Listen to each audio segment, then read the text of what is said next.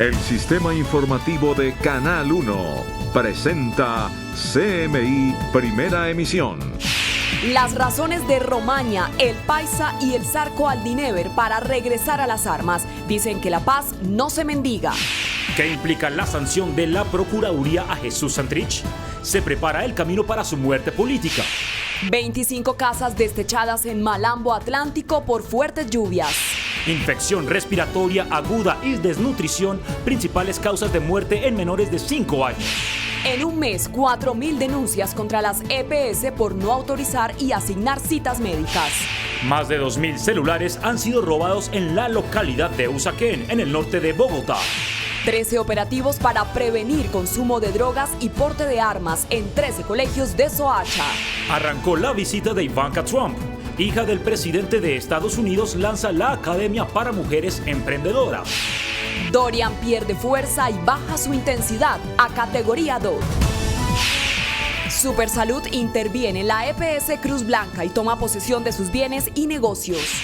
En 3 municipios del Cauca preparan gran marcha de rechazo a la violencia política que azota el departamento. Preocupación en el Chocó por secuestro de candidato a la alcaldía del Alto Baudó.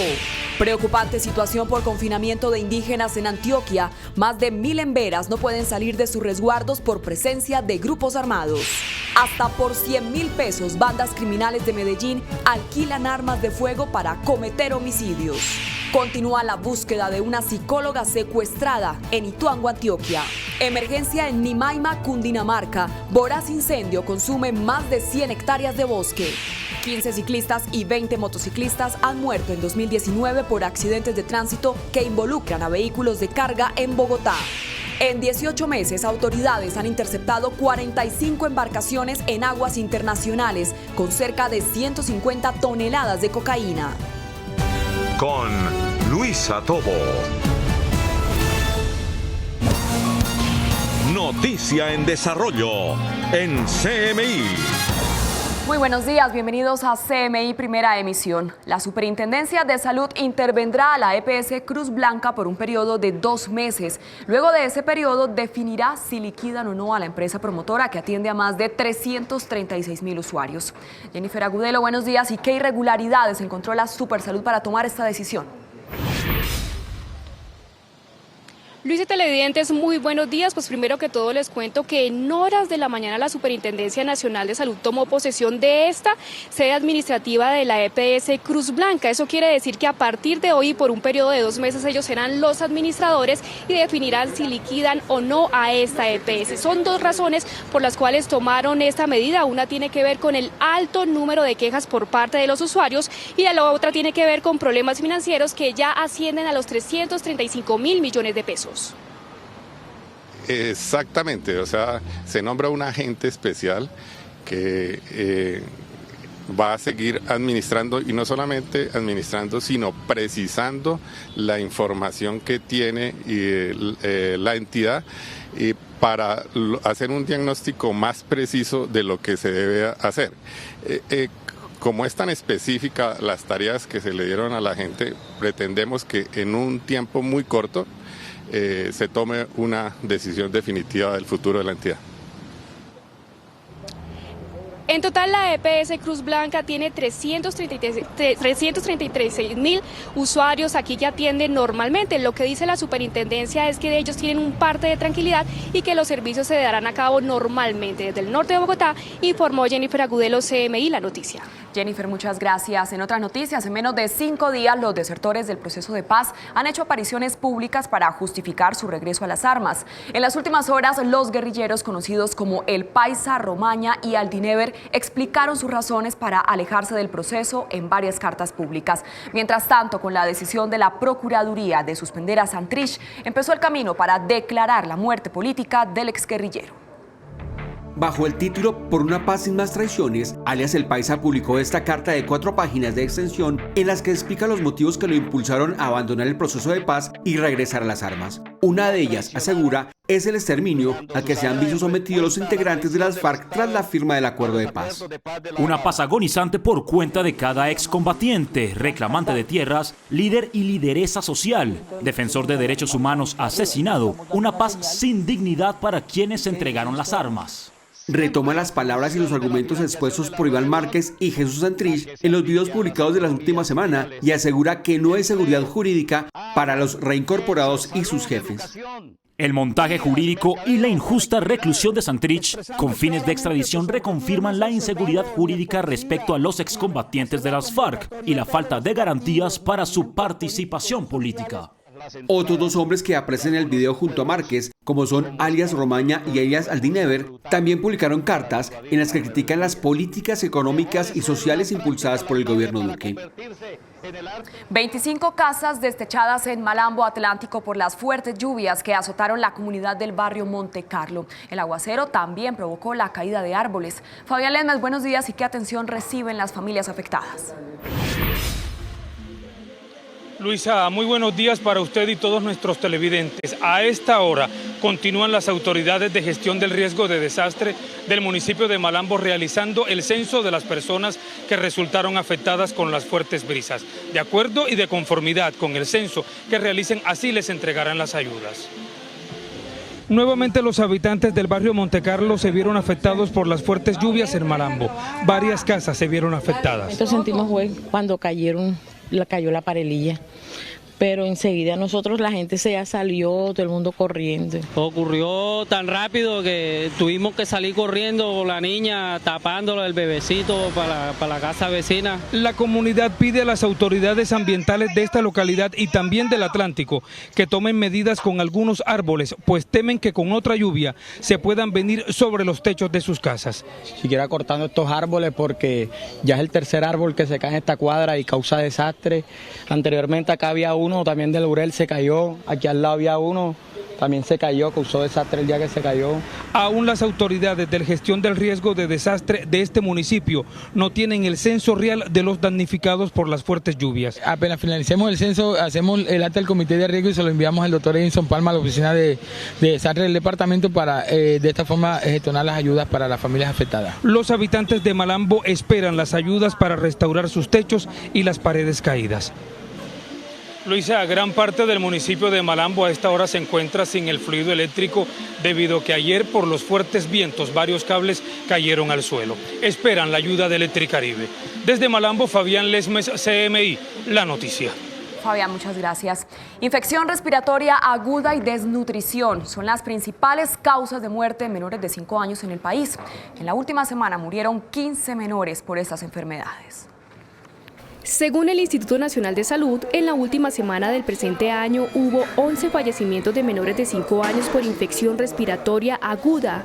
Caquetá, Valle del Cauca y Baupés fueron las zonas con más reportes. Como todos los años, un volumen muy alto de pacientes respiratorios, pero una de las cosas que preocupó a Bogotá y que nos preocupó, por ejemplo, a pediatría, es que la gravedad de las personas fue mayor. Tuvimos un incremento de las personas que necesitaron entrar a unidades de cuidado intensivo. Otra de las causas de deceso en esta población fue la desnutrición, con 4 casos por y asociados a esta enfermedad, concentrados en Nariño, norte de Santander y Vichada. En ese mismo periodo, la enfermedad diarreica aguda cobró la vida de 2 menores de edad en la zona de La Guajira y Chocó. Y no para el hurto de celulares en el norte de Bogotá. La localidad más amenazada es Usaquén. Sus habitantes denuncian que son asaltados por motorizados con armas de fuego. Se acercan rápidamente. El parrillero se baja y con arma de fuego le exige a las víctimas entregar sus celulares.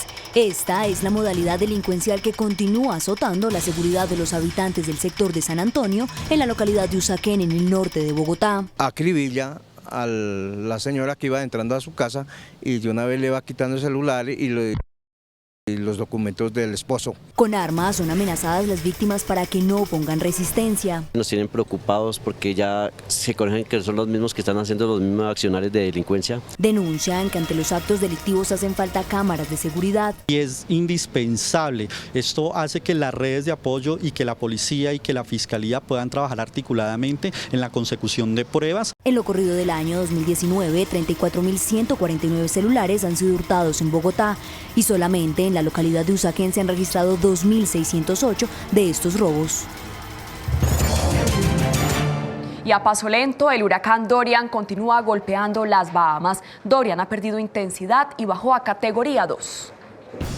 El huracán Dorian se debilita, pero sigue amenazando la vida de la población de Gran Bahama, pues su lenta trayectoria continúa causando graves daños. Bajó a categoría 2, pero los vientos de más de 200 km/h y fuertes lluvias dejan atrás un panorama desolador. Calles inundadas, casas destrozadas y cientos de familias sin vivienda. A pesar de disminuir su intensidad, continúa creciendo en tamaño, lo que preocupa a las autoridades, pues su lento movimiento de no más de 2 km/h puede provocar más inundaciones y destrozos en estructuras. Según la ONU, más de 60.000 personas han quedado afectadas y necesitan ayuda alimentaria y de salud, por lo que están esperando que el estado del aeropuerto que se encuentra inundado mejore para enviar un avión con ayuda. Por ahora, el pronóstico oficial advierte que la trayectoria de Dorian seguirá hacia el noreste de Estados Unidos, hacia las Carolinas, Georgia y Florida, quienes se preparan para recibir el huracán. Ivanka Trump, la hija y asesora del presidente de Estados Unidos, Donald Trump, lanzó oficialmente la Academia para Mujeres Emprendedoras en Colombia. En su primer día en Bogotá, Ivanka Trump, hija y asesora del presidente de Estados Unidos, Donald Trump, lanzó desde la Embajada de Estados Unidos en Bogotá la Academia para Mujeres Emprendedoras en Colombia, que beneficiará a 40 mujeres que hacen parte de un curso de estudios de la Universidad Sergio Arboleda. The White House is committed to ensuring women have equal opportunity to participate in the economy around the globe. This morning, I'm honored to be here in Bogotá to officially launch WGDP's Academy for Women Entrepreneurs. La vicepresidenta de Colombia, Marta Lucía Ramírez, instó en la importancia del empoderamiento económico de las mujeres en el país. Necesitamos a las mujeres participando activamente de todos los roles de liderazgo. El mundo entero necesita a las mujeres participando de la economía, de los negocios, como miembros de junta directiva en las empresas, liderando sectores que tradicionalmente hayan liderado a los hombres. Este programa hace parte de la iniciativa de desarrollo global y prosperidad de las mujeres que viene liderando la misma Ivanka y que se prevé beneficie a 50 millones de mujeres en todo el mundo con una inversión de $500 millones para 2025. El embajador de Colombia en Washington, Francisco Santos, asistió al evento al igual que otros funcionarios de la Casa Blanca como el subsecretario de Estado John Sullivan y Mary Royce, la subsecretaria de la Oficina de Asuntos Educativos y Culturales de Estados Unidos. Y el gobierno japonés reanudó la muy cuestionada caza de ballenas minke luego de 31 años de suspensión. Al menos 5 barcos balleneros le dieron inicio a la polémica temporada que tendrá un tope máximo de 53 ejemplares que podrán ser perseguidos y cazados hasta diciembre de este año. Y al menos 25 muertos y 9 desaparecidos dejó el fatal incendio de un barco frente a las costas de California. Así lo confirmaron las autoridades que tras una extensa operación de búsqueda con buzos lograron encontrar los cuerpos de los tripulantes que estaban durmiendo bajo la cubierta de la embarcación cuando empezó la conflagración. Continuamos en CMI Primera Emisión. La Superintendencia de Salud ordenó la toma de posesión de los bienes y negocios de la EPS Cruz Blanca y removió del cargo al gerente de la entidad, tras declarar que la EPS presenta una situación financiera crítica que pone en peligro la prestación de los servicios de salud. Jennifer, la saludo de nuevo. ¿Y qué otras medidas tomó la Supersalud en contra de Cruz Blanca? Hola Luisa y televidentes, muy buenas tardes. Pues esta es la medida más alta que impuso la Superintendencia de Salud contra la EPS Cruz Blanca. En horas de la mañana ya la Supersalud tomó posesión de este edificio administrativo de esta EPS. Allí estará por 2 meses y definirá si liquida o no totalmente a esta EPS. Otra de las cosas que evidenció la Superintendencia de Salud son los problemas financieros. El reporte final indica que le deben más de 300.000 millones de pesos al sistema de salud. La intervención de la Superintendencia de Salud a la EPS Cruz Blanca inició desde hoy y tendrá una duración de 2 meses. Se nombra un agente especial que va a seguir administrando, y no solamente administrando, sino precisando la información que tiene la entidad para hacer un diagnóstico más preciso de lo que se debe hacer. La medida la toman porque Cruz Blanca es la EPS que ocupa el primer puesto en tener el mayor número de quejas y reclamos por parte de los afiliados. A eso se suman los problemas financieros. Es alrededor de 335.000 millones de pesos. Esto es uno de los problemas que tiene de orden financiero. En 2 meses definirán si liquidan o no a la empresa promotora de salud. Por ahora el servicio de atención sigue con normalidad. Esto no quiere decir que en este momento, como ya he oído, que se está liquidando. No estamos haciendo eso. Los afiliados, los usuarios, los que le prestan servicios a Cruz Blanca tienen que tener la seguridad que se sigue funcionando y rápidamente trataremos inclusive de mejorar la situación. Cruz Blanca tiene un total de 336.000 afiliados. Y esos afiliados están ubicados en las zonas de Bogotá, Cundinamarca, Antioquia y Valle del Cauca. Lo que ha dicho la Superintendencia de Salud es que les garantizará la atención como se viene realizando normalmente. Desde el norte de Bogotá, informó Jennifer Agudelo, CMI, La Noticia. Jennifer, muchas gracias. Y en las últimas horas se conoció que la asesinada candidata Karina García había recibido amenazas desde el 2014 y tenía una camioneta con blindaje 4 de la UNP que no fue suficiente para frenar el ataque armado que terminó con la incineración del vehículo y sus ocupantes. Camilo Fajardo desde Popayán con más detalles de esta masacre que dispara la violencia en el Cauca.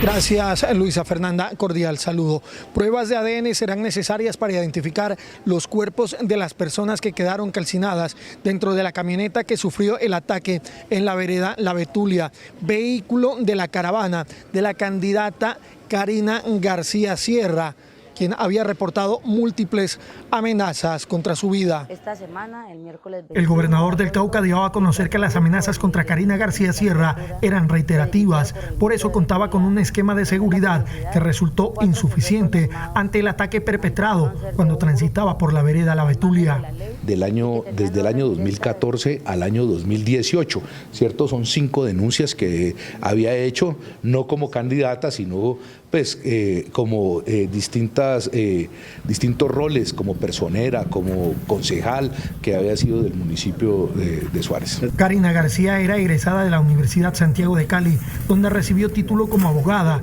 y hace poco culminó una maestría en contratación estatal. A pesar de su dedicada preparación académica, decidió quedarse en su terruño con la intención de servir a la comunidad. Fui víctima de un accidente en el cual murieron casi 23 niños en un bus escolar y creo que desde ese día me dije a mí misma que si Dios me había dejado con vida era porque tenía un propósito muy especial y máximo aquí en el municipio. A esta hora en Suárez, su alcalde se encuentra reunido con los mandatarios de Morales y Buenos Aires. Están acordando la fecha para convocar una gran movilización en favor de la paz. Consideran que la militarización de la región recrudecerá la disparada violencia de las últimas semanas. La comunidad del municipio de Suárez prepara un sepelio colectivo de las víctimas de este múltiple homicidio perpetrado, según las autoridades, por las disidencias de las FARC al mando de alias Mayimbu. Esta es la información desde la ciudad de Popayán. Camilo Fajardo, CMI La Noticia. Camilo, gracias. Y precisamente en Cali hace pocos minutos habló Orlando García, el padre de la asesinada candidata a la alcaldía municipal de Suárez, Cauca. Dijo que a su hija la unidad de protección encargada de su seguridad la dejó sola. Javier, buenas tardes. ¿Y qué más dice el señor García? Luisa, televidentes, cordial saludo desde la capital del Valle del Cauca. Efectivamente, hace pocos minutos llegó aquí a Santiago de Cali, llegaron los cuerpos de las víctimas de esta masacre en el municipio de Suárez, Cauca. Hablamos con el padre de Karina García, quien sostiene que a su hija la dejaron sola. Solamente había un escolta que la acompañaba porque el otro se había retirado de su trabajo. Orlando García perdió a su hija y esposa en un cruel ataque del que fueron víctimas cuando la comisión, integrada por 7 personas, se movilizaba entre Suárez y el corregimiento La Betulia. Ella fue muy clara y en numerosas ocasiones presentó las denuncias ante los entes que se deben presentar y este fue el resultado. A mi hija no me le dieron la respectiva protección que necesitaba. El hombre denuncia que su hija tenía un solo escolta, pese a las amenazas. Incrementar el esquema de seguridad. Y máximo le han asignado 2 y en estos momentos contaba con uno solo porque la otra persona se había retirado del punto de trabajo. Responsabilizó de la muerte de su hija a integrantes de otras campañas políticas quienes hicieron comentarios que atizaron la violencia política en el municipio de Suárez. Que Karina iba a llevar los paramilitares, que Karina iba a llevar las multinacionales para remover las tierras y extraer el oro, que Karina era la que iba a quitarle las tierras a la gente. Eso fue lesivo, eso hizo daño. Esos mensajes de seguidores de algunos candidatos y de unos candidatos en las comunidades, eso le hizo daño. Asegura don Orlando que pese a las amenazas, su hija nunca desistió en sus ideales. Una pelada muy echada para adelante, con muchas ganas de servir a la comunidad. Y ese lema la llevó, dijo que iba hasta las últimas consecuencias. El padre de Karina García asegura que teme por su vida, la de su hija y una pequeña nieta. A esta hora aquí en la sede de Medicina Legal en la capital del Valle del Cauca se encuentran los familiares y amigos de las personas que perdieron la vida en este cruel ataque perpetrado aparentemente por disidencias de las FARC. En las próximas horas se espera que sean identificados los cuerpos plenamente. Información desde Cali, Javier Ramírez, CMI, La Noticia. Javier, gracias. Y mientras tanto, en el Chocó aumenta la preocupación por la desaparición hace 10 días de Tulio Mosquera, candidato a la alcaldía del Alto Baudó chocuano. Ampliación de esta información desde Quibdó con nuestra corresponsal Cintia Quintana. Cintia, buenas tardes.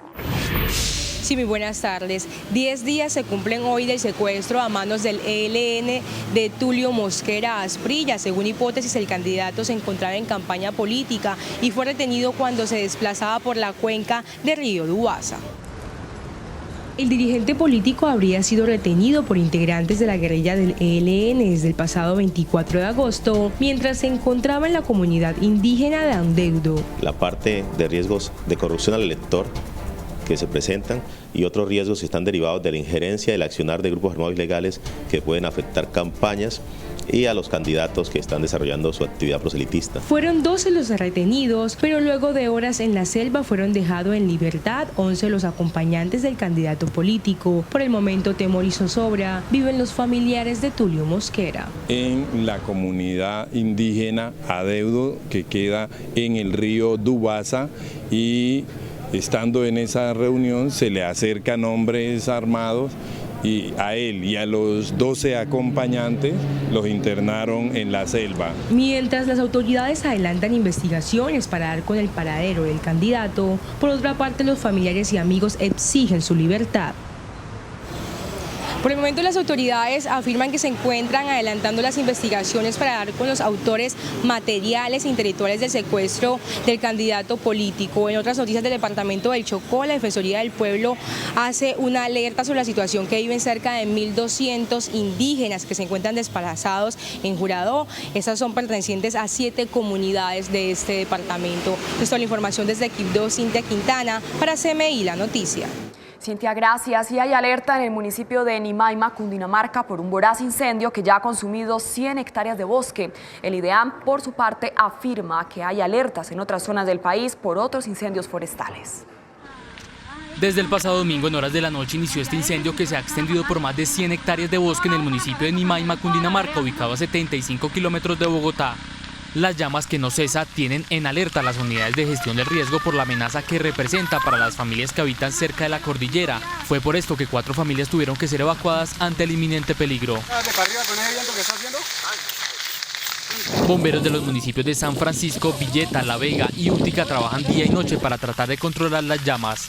Por su parte, el IDEAM afirma que la alerta roja por incendios forestales continúa en algunas zonas del país. 93 alertas a nivel nacional, entre ellas entre naranja y roja para los municipios del occidente de Cundinamarca, para zonas de montaña de Nariño, de Cauca, de Valle, algunas zonas de Risaralda y también en zonas del oriente y sur del departamento de Antioquia. Las autoridades hacen un llamado a la ciudadanía para evitar emergencias como esta. La recomendación es que es la prevención que desde la Unidad Nacional y desde los municipios se le ha dicho a la población: no hacer fogatas, no botar botellas de vidrio.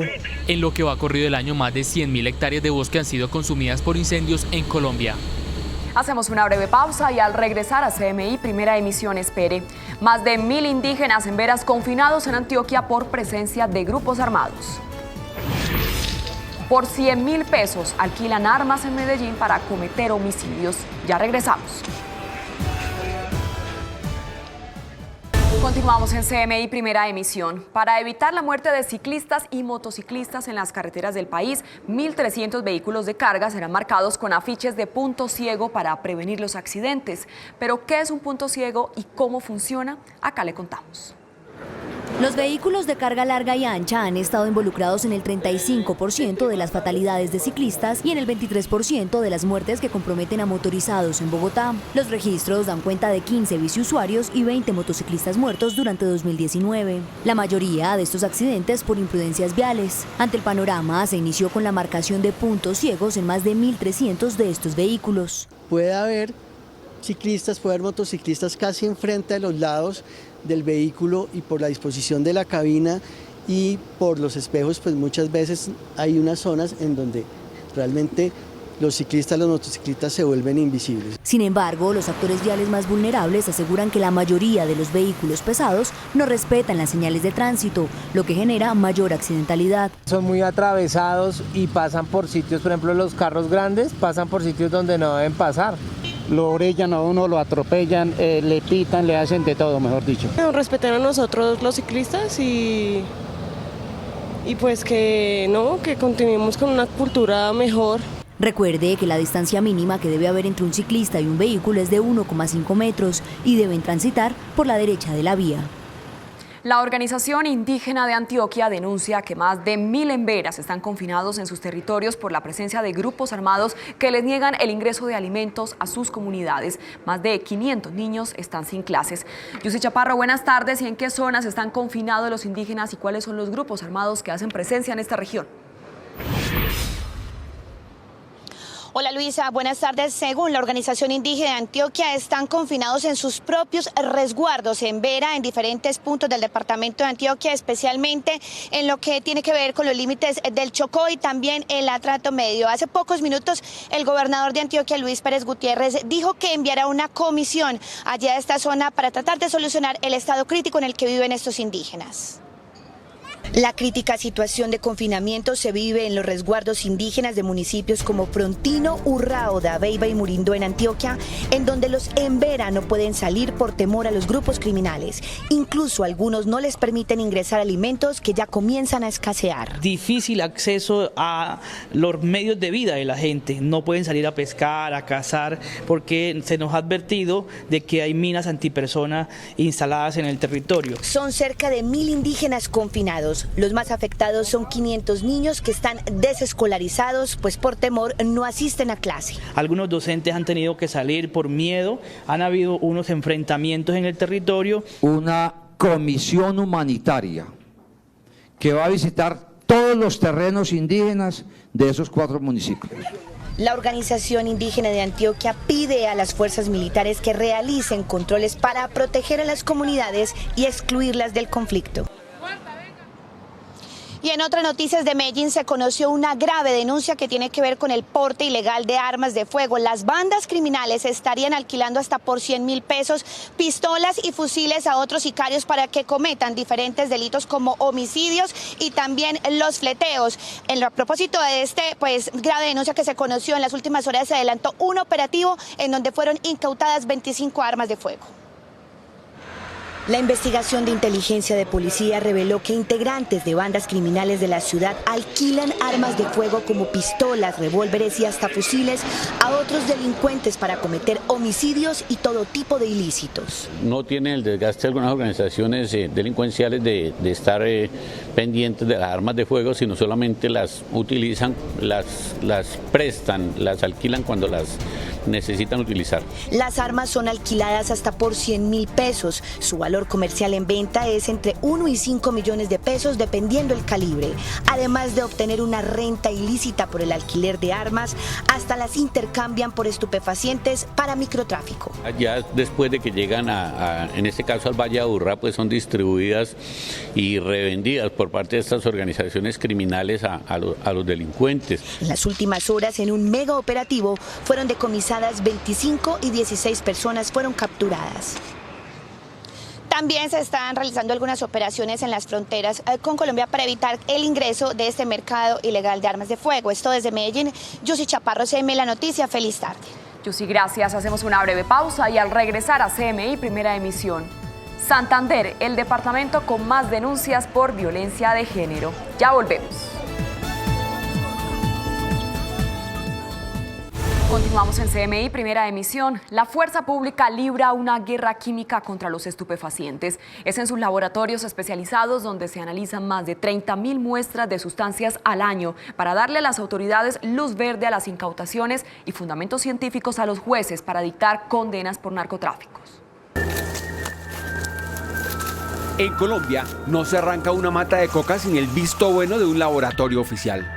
Hacer llegar al laboratorio esas matas para establecer de manera química de que estamos hablando efectivamente de una sustancia psicoactiva. Tampoco se abre un proceso judicial por narcotráfico sin su consentimiento. Él es el coronel Francisco Peña. A su cargo está el Laboratorio de Química para Estupefacientes. Nos envía a nosotros muestras de lo que se incautó para que sea finalmente analizado y este laboratorio le dé la tranquilidad a la policía judicial y a la autoridad competente de lo que se está incautando es un alcaloide. En promedio, aquí se analizan anualmente hasta 30.000 muestras de sustancias halladas en textiles, artesanías, perfumes, alimentos, minerales, correos y todo tipo de objetos que los narcotraficantes utilizan para enviar marihuana, cocaína y heroína a otros países. Hay un incremento del 42% con respecto al año pasado y esto tiene que ver con la demanda que hay a nivel nacional y a nivel internacional frente al tema de la droga. Y para evitar grandes pérdidas como cuando sus despachos son descubiertos por las autoridades, ahora prefieren contratar expertos químicos y permear algunas industrias para camuflar pequeñas concentraciones del alcaloide en medio de grandes cantidades de productos de exportación. Encontramos casi 30 toneladas de pulpa de fruta y pudimos identificar que de toda esta pulpa de fruta un 6% era clorhidrato de cocaína. Ese 6%, equivalente a casi 2 toneladas de cocaína, pudieron haber llegado a Europa. De no haber sido por la experticia de los perfiladores de la Policía Antinarcóticos y por la pericia de los laboratoristas de la DIJÍN, que con la ayuda de equipos de alta tecnología descubren en tiempo récord la presencia del estupefaciente.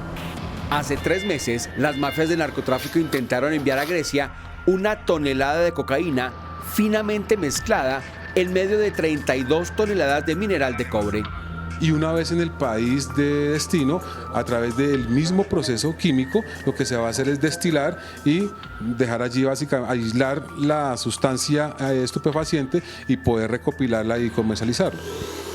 Laboratorios especializados como este se convierten en una de las armas más poderosas para ganar desde la química la guerra contra el narcotráfico. Y en los últimos 18 meses, 45 embarcaciones con un promedio de 150 toneladas de cocaína han sido interceptadas en alta mar cerca de Colombia y Centroamérica por los servicios de guardacostas de Estados Unidos y países vecinos. Las autoridades revelan que la mafia intenta usar con más frecuencia los sumergibles o go-slows, más lentos pero aparentemente más difíciles de detectar. Esta es una de las escenas más recurrentes en aguas internacionales de los últimos meses. ¡Afuera! ¡Afuera! Son los oficiales de guardacostas de los Estados Unidos cerrándole el paso a estas pequeñas embarcaciones que sacan los cargamentos de cocaína desde el Pacífico colombiano. En los últimos 18 meses son 45 las embarcaciones que se han interceptado en alta mar repletas de cocaína. En el más reciente informe de inteligencia y operatividad, las autoridades identificaron las embarcaciones más usadas por el narcotráfico. Las lanchas de bajo perfil, cuya fabricación tiene un costo cercano al $1.000.000, tienen capacidad para transportar hasta 2 toneladas de cocaína. Los semisumergibles, con un costo cercano a los $2 millones, pueden transportar hasta 6 toneladas del alcaloide. Y los sumergibles de $5 millones, con capacidad para transportar 10 toneladas de cocaína. Estas embarcaciones navegan a una velocidad promedio de 12 nudos, unos 20 kilómetros por hora. Por eso son también llamados los go-slows. Son fabricados en astilleros clandestinos en zonas pantanosas de difícil acceso en Cauca y Nariño por ingenieros navales empíricos que se han especializado en dotarlas con capacidad para sumergirse, navegar en inmersión, emergir y flotar con absoluta autonomía. Datos obtenidos por inteligencia revelan que los sumergibles son tripulados por 4 personas, un capitán al que le pagan hasta $75.000 por viaje, un navegante de $25.000, un mecánico que recibe hasta $20.000 y el cotero encargado del carga y descarga de la mercancía y quien puede ganar hasta $10.000 por cada viaje. Y continúan los operativos de búsqueda de una mujer secuestrada en zona rural de Ituango, Antioquia, por disidencias de las FARC. La psicóloga Doralba Agudelo Osa, de 63 años, se encontraba en su finca en el corregimiento de La Granja, a 6 horas del casco urbano del municipio de Ituango, Antioquia, cuando fue sacada a la fuerza por 4 hombres armados. Los organismos de seguridad, tanto el Gaula militar como Gaula policial, empezamos a generar unas operaciones militares y policiales con el fin de lograr la ubicación y confirmar este secuestro. Según las autoridades, los responsables de este secuestro serían disidentes del Frente 18 de las FARC que delinquen en la zona en donde se adelantan operativos para dar con la mujer. Que busca dar con la ubicación donde los bandidos de estos grupos armados organizados que delinquen en esa área, como es el residual del 18, tienen a la señora Doralba. En lo corrido del año se han presentado 4 secuestros en el departamento de Antioquia, 2 fueron liberados y otros 2 casos aún se desconoce su paradero. Según las cifras de Medicina Legal y la policía, el departamento de Santander se convirtió en la región con mayor violencia de género en el país. Ana Mercedes, buenas tardes. ¿Y cuántos casos se registran de este tipo de violencia? Hola Luisa, televidentes, cordial saludo. La intolerancia, el abuso del alcohol, la falta de diálogo y de cultura ciudadana serán las causas que han originado estos 1000 hechos de violencia entre hombres y mujeres en la capital de Santander. Imágenes como esta, hombres agrediéndose a cuchillo con palos, sillas y mujeres haciendo lo mismo con botellas, se volvieron habituales en las calles y establecimientos públicos de día y de noche. Tanto protagonistas como víctimas se justifican. Yo tampoco pude reaccionar ni contra ninguno de los dos porque si empujo a la señora, se cae y se parte un brazo, el culpable va a ser yo. Y ese no es problema mío, es problema de parejas. Dicen que las santanderianas vienen de mucho tiempo atrás, todas son así. Lo que más preocupa a las autoridades es el aumento de las mujeres violentas. Por naturaleza, estos hechos de violencia son protagonizados por hombres. Sin embargo, se ha presentado un escalonamiento en mujeres. En lo que va corrido del año en esta área metropolitana de Bucaramanga hemos judicializado 38. Aquí la invitación es no a juzgar ni a cuestionar, sino a recomponer la institución de la familia. Según cifras de la Fundación Mujer y Futuro, Santander ocupa el top 5 de los departamentos con más agresión a mujeres. Medicina Legal nos dice que a junio de 2019 vamos 1.182 mujeres víctimas de violencia intrafamiliar. Esto es un 80% del total de las violencias intrafamiliares en Santander. En lo que va corrido el año, se han registrado 17 feminicidios por hechos de violencia intrafamiliar. Pese a todo este panorama, la Fundación Mujer y Futuro le sigue apostando a la formación, a la educación, para solucionar la crisis de esta problemática que afecta a este departamento. Es todo por el momento en Bucaramanga. Ana Mercedes Ariza, CMI La Noticia. Feliz tarde. Feliz tarde, Ana Mercedes, gracias. Y en las últimas horas fue desarticulada una estructura criminal dedicada al hurto de residencias y de bicicletas de alta gama en diferentes municipios. Los cotilinos también serían responsables de la comercialización de estupefacientes en Soacha y Cundinamarca. De esta forma operaba la banda delincuencial Los Cotilinos, conformada por 10 sujetos, quienes hurtaban residencias y bicicletas de alta gama para luego ser comercializadas ilegalmente en el mercado. Tengo un televisor retro re chimba, tonto. Sí, ¿cuánto vale ese hijo? Tonto, pero es de 70 pulgadas. ¿Cómo puede ser de pequeñito, no? Sí, claro, yo sé cuánto es ese hijo. ¿Cuánto? Tonto, pues que yo estoy pidiendo 3. Esta estructura delincuencial cometía sus fechorías principalmente en Soacha, Cundinamarca, al igual que en otros municipios. Una banda delincuencial que tenía incidencia en los corredores estratégicos y de movilidad de Soacha, Fusagasugá, Girardot, Tocaima, La Mesa, Napoima. Las 10 personas fueron capturadas y presentadas a las autoridades competentes. Órdenes de captura por los delitos de concierto para delinquir, hurto calificado y agravado. Según cifras de la policía de Cundinamarca, en lo corrido de este año se han capturado más de 2.000 personas por el delito de hurto. Hasta aquí las noticias en CMI Primera Emisión. A continuación, no se pierda Amor de Familia y a las 9 en punto de la noche la emisión central de CMI La Noticia. Feliz tarde.